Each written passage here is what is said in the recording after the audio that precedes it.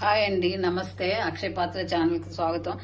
ఈరోజు స్పెషల్ ఏంటంటే కరేపాకు కోసుకొచ్చాను ఊరు నుంచి. ఈ కరేపాకు అంతా కడిగి ఆరబెట్టాను అనమాట. ఇది పచ్చడి, నిలవ పచ్చడి ఎలా చేసుకుందామో చూద్దాం. ఈ కరేపాకు నిలవ పచ్చడి చాలా బాగుంటుంది. అయితే ఈ కరేపాకు నిలవ పచ్చడి చేయడానికి నేను గిన్నెల కొలతలు, మెజర్మెంట్స్ కూడా డిస్క్రిప్షన్లో ఇస్తాను. గిన్నె కొలత ఏంటంటే ఈ గిన్నెలతో పెట్టాలన్నమాట. 5 గిన్నెలు ఒత్తి 5 గిన్నెలు పెట్టుకోవాలి. బాగా ఒత్తి 5 గిన్నెలు పెట్టుకోవాలి. ఈ గిన్నెతో 3/4 కప్పు చింతపండు 3/4 కప్పు తీసుకోవాలి. 3/4 కప్పు పులుపు తినేవాళ్ళు ఇంకొంచెం తీసుకోవచ్చు. తర్వాత ఈ గిన్నెతో మామూలు కారం పోస్తారు. నేను ఇవాళ ఎండుమిరపకాయలు వేసి చూద్దామని ఎండుమిరపకాయలు వేస్తున్నాను. మామూలుగా అయితే కారం పోసి చేస్తాను. ఎండుమిరపకాయలు ఒక గిన్నె అనమాట. ఇది ఏగి అంత అయ్యేసరికి తగ్గుద్ది కదా. కారం బాగుంటేనేమో కొంచెం తగ్గించుకోవాలి. ఎండుమిరపకాయలు అనమాట. తర్వాత సాల్ట్ ఏమో 1/4 కప్పు సాల్ట్ పోయాలి. సాల్ట్ అంటే నేను కళ్ళుప్పుని మెత్తగా ఆడిచ్చి పెడతానమాట. 1/4 కప్పు. ఇంక ఇప్పుడు మనం ఏం చేద్దామంటే మెంతులు ఒక 2 స్పూన్లు మెంతులు, స్టవ్ వెలిగించి బాండి పెట్టి ఒక 2 స్పూన్లు మెంతులు వేద్దాం. తర్వాత జీలకర్ర. ఇంకిప్పుడు బాండి పెట్టి బాండీని తుడిసేసి జీలకర్ర, కొంచెం ధనియాలు. ఇంక వేగిన తర్వాత మనం అప్పుడు వేసుకుందాం. ఏంటంటే ఎండుమిరపకాయలు వేయించేసుకుందాం.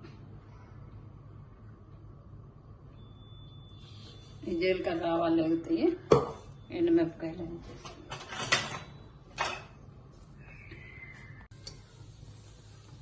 ఈలోపు చింతపండు మనం ఈ గిన్నెలో వేసేసి దీనికి సరిపడా ఏ గిన్నెతో అయితే చింతపండు తీసుకుందామో ఆ గిన్నెతో ఒక గిన్నె నీళ్లు, సరిపడా నీళ్లు ఉంచుకుంటే మనం పచ్చడిలో కూడా కొంచెం వేసుకుని ఉండటానికి ఉంటుంది.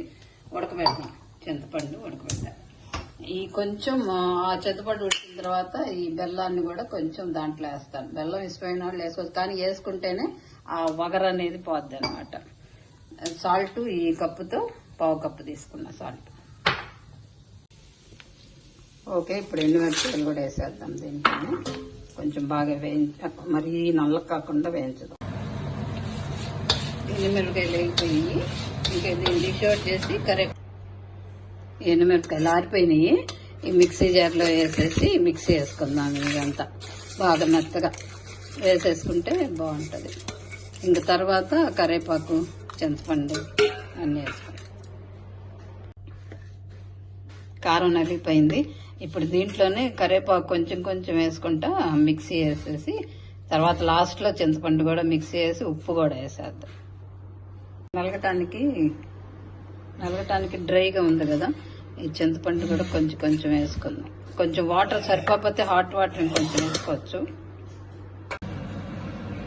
మళ్ళీ ఒకసారి మెజర్మెంట్స్ చెప్తాను. ఈ గిన్నెకి 5 గిన్నెలు కరివేపాకు అనమాట. గిన్నె నిండా నొక్కుని పెట్టుకోవాలి కరివేపాకు. ఇంకా దాన్ని తీసేసిన తర్వాత అరగిన్నె చింతపండు.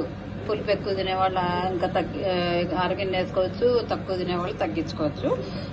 ఉప్పు 1/4 గిన్నెకి తక్కువ అనమాట. అర్ధపావు వేసుకుంటే సరిపోద్ది. ఎండుమిరపకాయలు బాగా కారం ఉంటే గనక తగ్గించేసుకోవాలి, అరగిన్నె వేసుకోవాలి. కారం లేకపోతే 1/4 గిన్నె దాకా వేసుకోవచ్చు అనమాట. కారం బాగా తక్కువ కాయలు ఉంటే, బ్యాడ్కి కాయలు ఉంటే నిండా కూడా వేసుకోవచ్చు. కారాన్ని చూసేసుకోండి. ఎల్లిపాయలు, జీలకర్ర అవన్నీ పప్పులో వేసాం కదా. మెంతులు 2 స్పూన్లు అనమాట. ఇప్పుడు కొంచెం సాల్ట్ వేస్తున్నాను. మళ్ళీ తర్వాత ఇంకో ట్రిప్లో మళ్ళీ వేసుకోవచ్చు.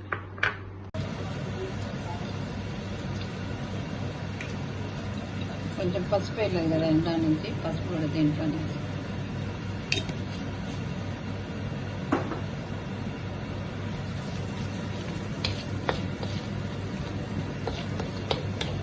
ఇప్పుడు ఆపేసి ఆరిన తర్వాత పక్కన.